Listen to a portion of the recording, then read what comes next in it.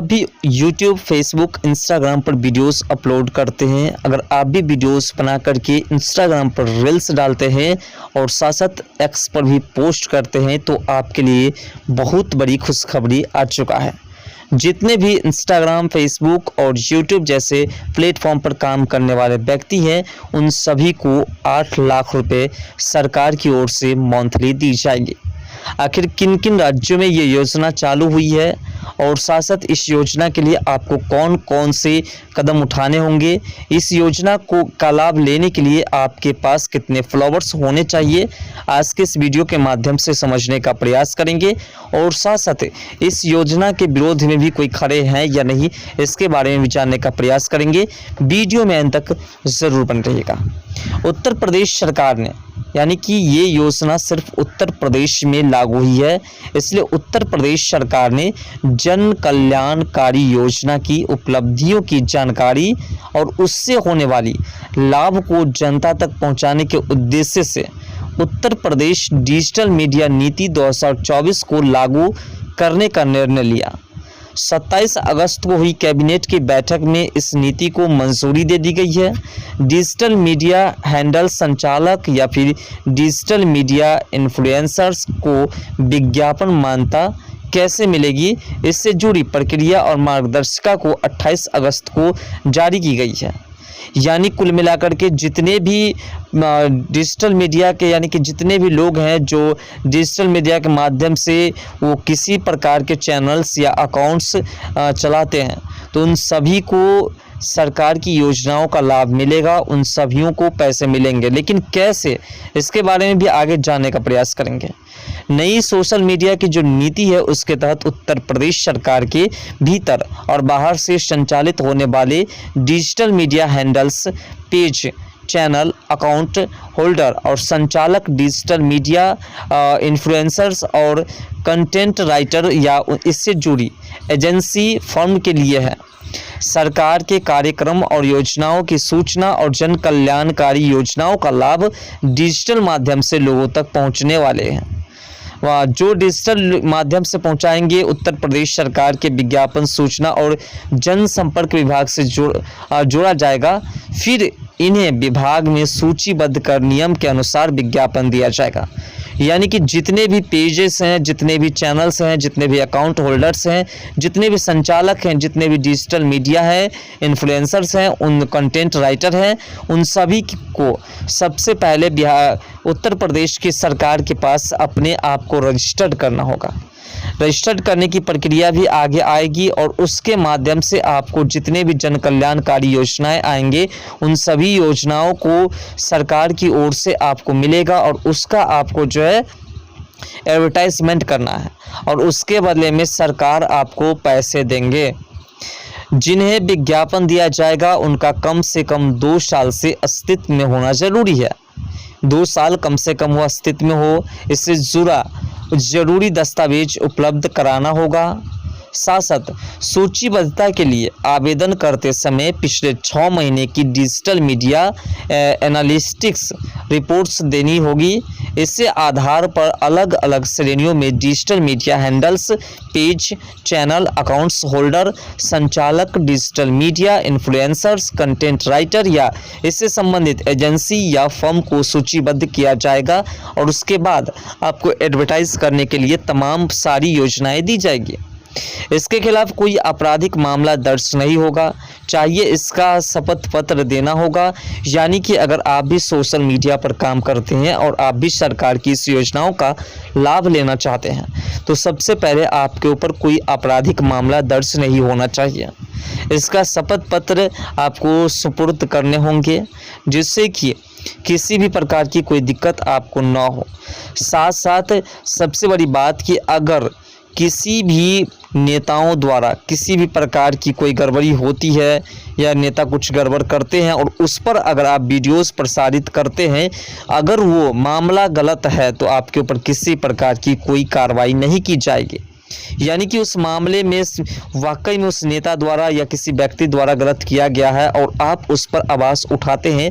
जैसा कि आपने देखा होगा, मनीष कश्यप ने जब बिहार में बिहारी मजदूरों को अन्य राज्य में जाने के बाद जो उन्हें प्रताड़ना झेलनी पड़ती थी और उसको लेकर के बिहार के डिप्टी सीएम को लेकर के जब वहाँ केक काटने के लिए पहुँचे और उस पर जब मनीष कश्यप ने वीडियोज़ प्रसारित किए तो मनीष कश्यप के ऊपर NSA लग गया। तो ऐसा मुद्दा अब किसी के साथ नहीं होगा।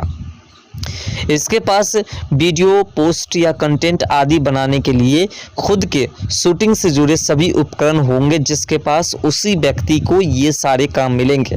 यानी कि आपके पास वीडियोस, पोस्ट, कंटेंट बनाने के सारे सामान, शूटिंग करने के सारे सामान और साथ साथ जो राइटर हैं वो राइटर भी आपके पास उपलब्ध होगा। यानी कि सारी प्रक्रिया अगर आप खुद करते होंगे तो आपको ये योजनाएं आसानी से मिल जाएगी। राज्य सरकार फेसबुक, एक्स, इंस्टाग्राम, यूट्यूब जैसे विभिन्न सोशल मीडिया प्लेटफॉर्म चलाने वाले इन्फ्लुएंसर्स को उनके सब्सक्राइबर या फॉलोअर्स के आधार पर प्रति माह 8 लाख रुपए तक का भुगतान करेगी। इसके लिए 4 अलग अलग श्रेणियां बांटी गई है। एक्स, फेसबुक और इंस्टाग्राम के लिए श्रेणी और अधिकतम भुगतान सीमा क्रमशः 5 लाख, उसके बाद 4 लाख, 3 लाख, 2 लाख प्रति माह निर्धारित की गई है। वहीं यूट्यूब पर वीडियोस, शॉर्ट्स, पॉडकास्ट के श्रेणीवार अधिकतम भुगतान सीमा 8 लाख, 7 लाख, 6 लाख और 4 लाख प्रति माह तय की गई है, जिसमें आपके 10 लाख जिनके फॉलोअर्स या सब्सक्राइबर्स हैं उनको कम से कम जो है 10 वीडियोस और 20 पोस्ट करने होंगे, जिस एडवर्टाइज को आपको दिया जाएगा उस पर। यानी कि जिस चीज़ का प्रचार करने के लिए आपको दिया गया है उसके 10 वीडियोस आपको बनाने होंगे। 6 महीने के अंदर में 10 वीडियोस अपलोड करने होंगे, 20 पोस्ट अपलोड करने होंगे जिनके 10 लाख सब्सक्राइबर हैं, और जिनके 5 लाख सब्सक्राइबर हैं उनको 8 वीडियोस और 16 पोस्ट 6 महीने के अंदर अपलोड करने होंगे उन चीज़ों का जिनको आप एडवर्टाइज करने के लिए आपको मिला है। साथ साथ जिनके 2 लाख सब्सक्राइबर उनको 6 वीडियोस और 12 पोस्ट जो है 6 महीने के अंदर अपलोड करने होंगे, और जिनके 1 लाख सब्सक्राइबर है उनको 5 वीडियोस और 10 पोस्ट अपलोड करने होंगे, और उसके बाद ही आपको पैसे प्रत्येक मंथ मिलेंगे। इसी के साथ साथ जिनके जो एक्स पर हैं, जिनका पहला नाम ट्विटर था, उस पर जो लोग हैं उनको 5 लाख अगर उनके फॉलोअर्स हैं तो उनको 15 वीडियोस और 30 पोस्ट अपलोड करने होंगे 6 महीने के अंदर, जिससे कि आपको जो है मंथली पैसे सरकार देगी। 3 लाख जिनके फॉलोअर्स या सब्सक्राइबर्स हैं उनको 12 वीडियोस और 30 पोस्ट अपलोड करने होंगे 6 महीने के अंदर। जिनके 2 लाख सब्सक्राइबर हैं उनको 10 वीडियोस और 20 पोस्ट अपलोड करने होंगे 6 महीने के अंदर। वहीं जिनका 1 लाख सब्सक्राइबर है उनको भी 8 वीडियोस और 15 पोस्ट अपलोड करने होंगे। इसी प्रकार से इंस्टाग्राम पर भी रील्स की बात है, उसी प्रकार से फिर जो है यूट्यूब पर जो है जिनके 10 लाख फॉलोअर्स हैं यानी सब्सक्राइबर्स हैं उनको 12 वीडियोस 6 महीने के अंदर अपलोड करने होंगे, एडवर्टाइज करने होंगे। जिनके 5 लाख सब्सक्राइबर्स हैं उनको 10, और जिनके 2 लाख सब्सक्राइबर्स हैं उनको भी 10, और जिनके 1 लाख सब्सक्राइबर है उनको 8 वीडियोस प्रत्येक 6 महीने में, मतलब 6 महीने में अपलोड करने होंगे 6 महीने के अंदर, और उससे आपको पैसे मिलेंगे। लेकिन इस पर विपक्ष के नेता इस योजना से नाखुश है, उन्होंने भी अपनी प्रतिक्रिया दी है। तमाम विपक्षी दलों ने इस नीति पर भी आलोचना की है। सपा नेता अखिलेश यादव ने कहा कि ये तरफदारी के लिए दी जाने वाली भाजपाई घूस है, यानी कि जो लोग इस एडवर्टाइज को करेंगे वो भाजपा की तारीफ करेंगे, और भाजपा की तारीफ करेंगे तो उस व्यक्ति को 8 लाख जो रुपए दी जाएगी वो घूस के तौर पर दी जाएगी, ऐसा आरोप लगाया जा रहा है। भाजपा भ्रष्टाचार की थाली में झूठ परोस रही है। जनता के टैक्स के पैसे से आत्मप्रचार एक नए तरीके का भ्रष्टाचार है। वहीं कांग्रेस नेता प्रियंका गांधी ने नीति पर की आलोचना करते हुए कहा कि तुम दिन को कहो रात वरना हवालात। नीति सच को दबाने का एक और तरीका है। क्या भाजपा लोकतंत्र और संविधान को कुचलने से ज़्यादा कुछ सोच ही नहीं सकता है। यानी कि साफ तौर पर इस योजना को प्रियंका गांधी ने स्पष्ट तौर पर कहा कि ये योजना संविधान को कुचलने का प्रयास है।